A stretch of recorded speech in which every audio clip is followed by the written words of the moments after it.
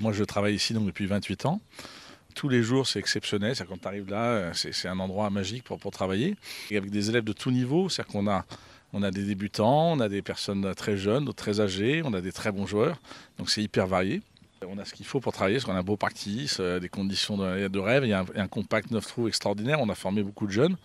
Et puis le parcours 18 trous est de très grande qualité aussi. Voilà, est-ce que je peux raconter l'anecdote? En fait, c'est parti du Masters où Romain a joué.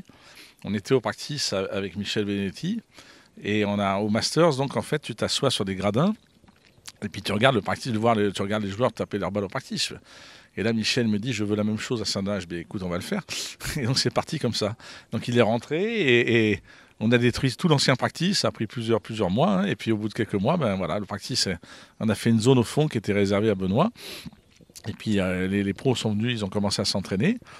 Voilà, et ça dure, hein, ça doit faire 4 ans maintenant. Et puis il y a de plus en plus de bons joueurs qui viennent effectivement travailler avec Benoît. Nous à l'académie, on a la chance que Benoît nous forme, hein, c'est-à-dire que régulièrement, il nous prend tous les sets et puis il nous dit voilà, ben, on va travailler comme ça, comme ça, comme ça. Donc on est en collaboration avec lui au niveau pédagogique aussi. C'est extraordinaire pour nous. Lui, il se concentre essentiellement sur l'école de golf junior. Hein. C'est-à-dire qu'on applique ces principes au niveau de l'école de golf junior. Surtout les basiques, évidemment, il insiste beaucoup dessus.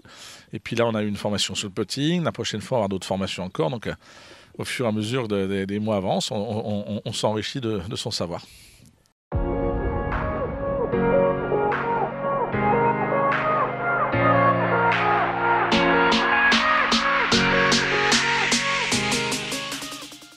Alors, effectivement, je vais en Afrique depuis pas mal d'années pour enseigner le golf. J'ai enseigné dans pas mal de pays, comme la Namibie, le Botswana, Gabon, Congo.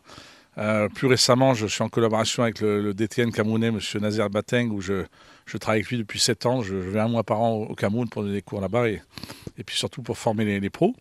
Et donc, ma chérie vivant au Sierra Leone, je vais régulièrement là-bas aussi et je joue au golf avec elle et avec son père qui est pro. Et puis, cette année, il n'y a pas eu de sponsors en fait. Les sponsors habituels ont disparu. Et donc, les pros n'ont pas pu jouer de tournoi depuis une dizaine d'années. Et je leur ai demandé combien ça coûtait de sponsoriser un tournoi. Et ils m'ont donné une somme qui est importante pour eux. Certes, ça représente 3 millions de léones, mais qui pour moi était raisonnable. Et donc je leur ai dit, écoutez, je vous sponsorise un tournoi. Et j'ai communiqué un peu dessus. Et à l'issue donc de ce tournoi, et ben, le soir, en rentrant à la maison, il y a M. Romain Langasque, qui est un de mes élèves, un de mes anciens élèves, qui me dit Fifi, c'est génial ce que tu fais, je voudrais t'aider, voilà. Et donc c'est parti là-dessus, on a organisé un tournoi pour eux. Alors les conditions sont très particulières, on joue sur des brandes, en fait les greens ne sont pas des greens, il n'y a pas d'herbe, c'est du sable mélangé un petit peu avec de l'huile et du pétrole, donc c'est un sable noir. Ça évite effectivement la tonte des greens tous les jours, ça évite tous les produits qu'on peut mettre dessus. C'est un peu particulier parce que comme c'est du sable, il faut constamment avoir quelqu'un qui lisse le sable, donc on appelle ça un sweeper. Donc dans la partie, vous avez quelqu'un qui vous suit et qui tamise le green à chaque fois que vous votez.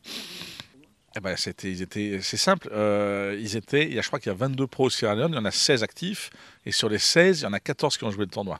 Donc quasiment tous les pros étaient présents. Ce qui est rare, parce qu'ils me disaient qu'en général, ils avaient 8-10 pros sur les tournois. Donc là, ils étaient super motivés.